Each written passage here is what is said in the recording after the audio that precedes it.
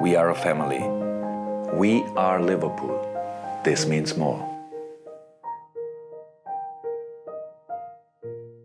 이번 여름 이적 시장을 두고 리버풀 팬들이 얼마나 지루함을 느꼈는지 알 수 있는 루머 하나가 발생했습니다. 쿠보타 케오사 리버풀 이적 근접. 유럽 내에서 발생한 소스는 아니지만 일본 언론사에서 언급한 내용으로 꽤나 디테일한 내용이 적혀 있었습니다. 바이아웃 금액 6천만 유로 발동, 연봉 1,500만 유로, 주급 환산 약 24만 파운드. 여기서 리버풀 이해도가 조금 높으신 분들은 감 오셨죠? 주급 24만 파운드. 얼마나 말도 안 되는 금액이며 속을 필요도 없는 수준의 기사인지 알 수 있습니다. 바이아웃 발동은 그럴싸하지만 에드워즈 휴즈 라인이 해당 주급을 그대로 줄 가능성 자체가 없습니다. 이는 리버풀이 정해놓은 주급 상한선을 보시면 알 수 있죠. 영입하게 될 시 5만 파운드에서 15만 파운드, 영입 당시 리그 베스트급이라 판단되면 더 높게 받을 수도 있습니다. 좋은 활약을 통해 리버풀 내에서 핵심 선수로 자리 잡고 리그 베스트급 활약을 보이며 여러 팀들의 관심을 받을 것 같다? 그 다음 뚫는 금액이 20만 파운드입니다. 마의 20만 파운드를 건드린 선수들을 보시면 모하메드 살라, 버질 반다이크, 트렌트 알렉산더 아놀드, 알리송 베커. 추후 계약을 통해 20만 파운드를 뚫을 여지가 있거나 이미 20만 파운드를 건드렸을 수도 있는 선수는 알리송 베커, 혹은 지금도 이미 20만 파운드를 건드렸을 수도 있습니다. 2021년 재계약을 통해 2027년까지 연장 계약을 한 알리송은 당시 15만 파운드를 받는 것으로 알려져 있는데 옵션을 포함했을 때 20만 파운드를 이미 넘겼을 거라는 추측도 많았습니다. 따라서 종합적으로 봤을 때 살라, 반다이크, 아놀드, 알리송 이런 선수들만이 20만 파운드의 벽을 뚫었다. 내 선수가 가지고 있는 위상, 퍼포먼스는 얘기 안 해도 아실 거라 믿습니다. 그런데 여기서 쿠보가 24만 파운드를 받으면서 리버풀로 온다? 당연히 말이 안 되는 내용이겠죠. 하지만 주급적인 측면에서 얘기했을 때 쿠보의 이적설이 말이 안 된다는 것이지, 리버풀이 찾는 윙포워드 라인을 고려했을 땐 충분히 쿠보의 이름이 나올 만은 합니다. 오늘은 쿠보 영입 루머를 시작으로 리버풀이 찾고 있을 만한 프로필의 윙포워드 관련해서 쭉 살펴보는 시간을 가져보도록 하겠습니다. 살라 대체자, 92년생, 32살의 살라를 대체하기 위한 움직임을 가져가는 것은 지극히 자연스러운 일이지만 1년밖에 남지 않은 계약 기간을 조금이라도 연장시킬지 아니면 내년 자유계약으로 떠나보낼지 아직까지 명확히 발표된 내용은 없습니다. 아르네 슬롯은 스쿼드에 포함된 모든 선수들을 검토하길 바라며 유로, 코파에 참가한 선수들까지 복귀한 상황에서 결단을 내리고 싶어합니다. 이로 인해 7월보단 8월부터 불필요한 선수 방출을 통한 이적 수익, 필요한 포지션에서의 영입이 이어질 확률이 높다 언급되고 있는 것이죠. 리차드 휴즈는 뒤에서 움직이며 선수 리스트를 미리 준비시키고 있을 겁니다. 대략적으로 필요한 포지션에 대한 정리는 끝나 있을 테니까요. 최근 영상들을 토대로 6번 센터백 라인은 대략적으로 살펴봤고, 오늘은 쿠버가 언급되었던 오른쪽 윙포워드 라인 중에서 리버풀 프로필에 맞는 선수가 몇이나 있는지 모두 살펴보도록 하겠습니다. 우선 프로필에 적합한 선수를 찾기 전에 아르네 슬롯의 게임 모델 안에서 윙포워드들이 주로 가져가는 움직임을 가볍게 얘기하며 이해하고 넘어가면 좋습니다. 아르네 슬롯이 활용하는 윙포워드의 특징을 보시면, 첫 번째, 좌우 윙포워드 모두 반대발을 활용한다. 두 번째, 일반적으로 오른쪽 윙포워드를 중앙으로 좁혀 박스 미드필더 포지션에서 10번 움직임을 요구한다. 세 번째, 왼쪽 윙포워드는 직선적인 움직임, 드리블을 선호한다. 네 번째, 2, 3번 특징을 좌우 윙포워드 모두 로테이션 할 수 있어야 한다. 간단히 말하면 좌우 윙포워드에게 완전히 구분되는 역할을 부여한 것은 아닙니다. 아르네 슬롯이 추구하는 전술적인 특징을 간단히 얘기하면 다양한 위치에서의 자유로운 움직임입니다. 어느 한 선수가 특정 역할에 얽매이며 제한된 움직임을 보이는 것을 추구하지 않습니다. 언론에서 슬롯에게 4-2-3-1 포메이션을 쓸 거냐, 4-3-3을 쓸 것이냐 물었을 때 때로는 4-2-3-1이고 때로는 4-1-4-1이고 때로는 3백 빌드업을 가져갑니다 라고 대답했을 만큼 게임 시스템 관련해서는 부르고 싶은 대로 불러도 된다는 말을 했었죠. 조금 더 추가하면 페노르트에서 자신이 활용한 시스템은 4-2-3-1이 아닌 4-3-3이었다 합니다. 놀랍게도 많은 언론에서 4-2-3-1을 언급하며 리버풀에 와서도 4-2-3-1이라는 틀에 맞춰서 선수들을 끼워 넣곤 했었죠. 이에 대해 누군가 우리가 4-2-3-1을 활용했다 말했는지 궁금합니다. 그 사람은 그의 코칭 라이센스를 다시 따야 할 겁니다. 아니면 조금 더 잘 분석해야 합니다 라며 농담까지 했었습니다. 이렇게 사람들이 4-2-3-1에 집착하게 된 이유는 결국 더블 피봇, 두 명의 수비형 미드필더로 시작되는 빌드업 구조 때문입니다. 하지만 슬롯은 더블 피봇 자리에 풀백을 활용하기도, 미드필더를 활용하기도, 상황에 따라 후방 빌드업 구조에서도 4-2, 4-1, 3-2, 3-3 워낙 다양한 방식을 택하기 때문에 단순히 정해진 구조에서 특정 선수들이 주어진 역할만 수행한다 볼 수 없습니다. 이러한 자유도, 유연함을 추구하다 보니 윙포워드에게 요구되는 능력도 단순히 측면에 국한되지 않습니다. 후방 빌드업 구조에서 변형 백3를 활용하여 센터백 2명과 레프트백 1명이 백 백스리를 구성한다 가정했을 때 첫 번째, 일반적으로 미드필더 2명이 더블 피봇을 구성할 수 있습니다. 이미 풀백은 와이드한 공간 측면으로 빠지고 윙포워드 1명은 중앙으로 좁혀 박스 미드필더 10번 역할을 맡습니다. 그리고 나머지 미드필더 1명 또한 좁혀서 10번 움직임을 가져가죠. 풀백은 클래식한 윙어와 같은 역할을 맡게 됩니다. 두 번째, 라이트백과 미드필더가 더블 피봇을 구성할 수 있습니다. 그러면 오른쪽 윙어가 측면으로 나와서 터치라인 부근에서 공간을 벌려줄 수 있습니다. 남은 미드필더 2명은 박스 미드필더 형태로 중앙으로 좁혀 10번 역할을 수행하게 되겠죠. 번외로 더욱 낮은 지점에서 골키퍼가 스위퍼 포지션에서 백스리를 구성하게 될 경우 양 풀백과 수비형 미드필더 1명이 중앙으로 좁혀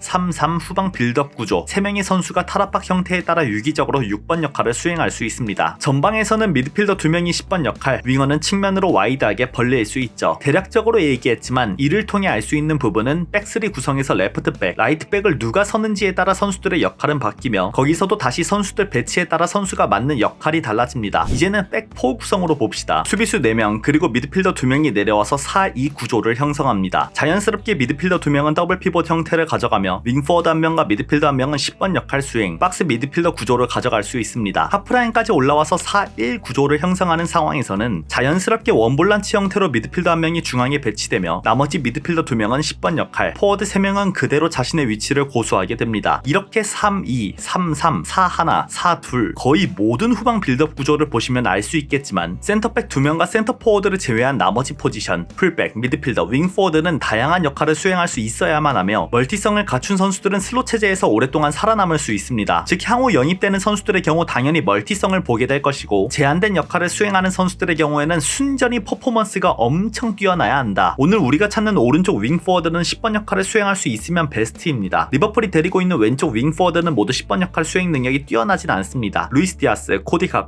각포의 경우 생각보다 본인이 링크업 플레이를 통해 내려와서 받는 것을 그리 선호하지 않아서 어떻게 될지 명확히 얘기하지는 못하겠습니다. 아무튼 저 둘은 살라만큼 10번 역할을 수행할 수 없으니 그냥 리버풀이 찾아야 하는 오른쪽 자원은 중앙으로 좁혀 10번 이해도를 가지고 있는 편이 좋다. 대략적으로 빌드업 구조를 통해 10번 성향이 왜 중요한지 어느 정도는 이해하셨겠죠? 영입 가이드, 다른 포지션보다 오른쪽 윙포워드 자리는 당장 내년부터 직전감으로 활용할 수도 있기 때문에 2024년 기준 25살에서부터 쭉 내려가 보도록 하겠습니다. 현실적으로는 내년부터 25살이 되는 선수, 00년생이 커트라인이라 보시는 편이 좋긴 합니다. 자세한 내용보다 먼저 명단부터 추리겠습니다. 99년생 오른쪽 윙포워드, 25살로 완전히 직전감이라는 평가를 받지 않는다면 영입하는 게 쉽지 않습니다. 그나마 여기서 익숙한 선수는 은베모, 나이 측면에서나 리그 적응 측면에서 가장 높은 가치를 지니고 있는 선수라 볼 수 있죠. 카메룬 대표팀으로 아프리카 네이션스컵에 공포가 있긴 하지만 여기서 은베모는 남기고 가겠습니다. 그리고 도니 말런, 공격 전 포지션 소화는 가능하며 그냥 프로필 자체는 관심을 가질 수 있으니 99년생에서는 말런, 은베모 끝. 00년생 오른쪽 윙포워드, 포든, 클루셉스키, 안토니는 당연히 제외, 주바리 왼발인 네투만 살아남을 뿐 나머지 선수들은 모두 제외됩니다. 하지만 네투는 부상 내용을 보면 리버풀이 데려올 가능성은 정말 낮겠죠. 00년생은 현재 기준 없다. 01년생 오른쪽 윙포워드, 화려한 라인입니다. 그렇지만 여기서도 제외시켜야 하는 사카, 호드리고, 올리세, 존슨, 그린우드. 딱 지금까지의 활약상을 감안했을 때 남을 만한 선수는 쿠보입니다. 괜히 쿠보도 리버풀 영입 리스트 안에 포함되어 있을 거라 말하는 게 아니죠. 왼발이면서 이적 가능성이 열려있는 선수 중 하나입니다. 02년생 오른쪽 윙포워드, 아직 성장을 다하지 못해서 그런지 02년생은 매물이 정말 없습니다. 유일하게 언급될 자원은 포르투의 콘세 이상, 플레이 스타일은 찾아본 적이 없어서 잘 모르지만 프로필상으로 언급될 수는 있겠습니다. 직전감으로 언급되긴 쉽지 않겠죠. 03년생 오른쪽 윙포워드, 맨시티 선수를 제외했을 경우 요한 바카요코, 마티아스 소울레 두 선수가 리버풀 프로필에 적합합니다. 국가대표팀에 소집될 정도로 잠재력을 인정받고 있죠. 특히 네덜란드 리그에 대해 많은 정보를 가지고 있는 슬롯이 바카요코를 잘 알고 있을 확률이 높아서 여러모로 바카요코는 지속적인 관심을 받을 확률이 높지 않나 싶습니다. 04년생 오른쪽 윙포워드, 이 영역에서부터는 직전감이 아닌 완전히 유망주 라인으로 언급해야 합니다. 지로나에서 터진 사비오를 잽싸게 데려간 맨시티, 나머지 선수들에서는 마인츠의 구르다만이 언급될 가능성이 존재할 뿐 아직 리버풀이 큰 관심을 가질 만한 선수가 있는지는 잘 모르겠습니다. 갑자기 다음 시즌 폭발하면서 가치를 높이는 선수도 분명히 있겠죠. 05년생 오른쪽 윙포워드, 사실상 이 나이대에서부터는 도크보다 뛰어나다는 말이 먼저 나와야 합니다. 오른발잡이 도크이지만 양발에 가까운 선수라서 좌우 가리지 않습니다. 04년생에서부터 05년생까지 언급했을 때 도크를 넘어선다는 느낌이 없다면 리버풀이 무리해서 영입하진 않겠죠. 이 나이대는 넘어가도록 하겠습니다. 종합해서 언급된 선수들을 모두 모아보면 25살의 은베모와 말런, 23살의 쿠보, 22살의 콘세 이상, 이상, 21살의 바카요코 소울레, 20살의 구르다, 센터 포워드면서 우측 윙까지 뛸 수 있는 선수들이 포함되지 않아서 더 박하게 느껴지겠지만 기본적으로 오른쪽 윙 포워드로 분류된 선수 중에서는 이 라인이 끝입니다. 당장 내년에 갑작스러운 성장을 보이는 선수들도 있겠지만 이번 이적 시장에서 언급될 자원은 이렇다는 것. 지금 자원 보면 괜히 쿠보와 링크가 나오는 게 아니죠. 은베무도 준수한 자원이고 선수들의 플레이 스타일을 자세히 보진 않았지만 은베모, 쿠보, 바카요코, 소울레, 구르다 이 5명이 현실적으로 접근할 가능성이 높은 선수들이며 애매하다 싶으면 살라, 엘리엇, 도크 생각하면서 23살, 21살 언저리 선수 데려올 거라 보고 있습니다. 솔직히 직전감으로 당장 높은 금액을 비대할 만큼 살라의 퍼포먼스가 꺾여 있는 게 아니라서 영입되는 선수의 경우 1, 2년은 감안하면서 데려와야 하지 않나 싶습니다. 코나테처럼요. 오늘 리스트에 남은 5명의 선수 중 쿠보와 바카요코는 스카우트 리포트를 작성해 보도록 하겠습니다. 쿠보와 이적설이 나온 리버풀, 말도 안 되는 주급이라서 찌라시성에 가깝지만 왜 그러한 이적설이 발생했고 실제로 관심이 있을 확률도 존재하는지 이 영상을 통해 이해하셨으면 합니다. 그리고 제가 리버풀 인스타를 만들었습니다. 간단한 소식에서부터 향후 리버풀 팬들 간의 만남까지 진행해 볼 예정이니 많은 팔로우 부탁드리겠습니다. 그럼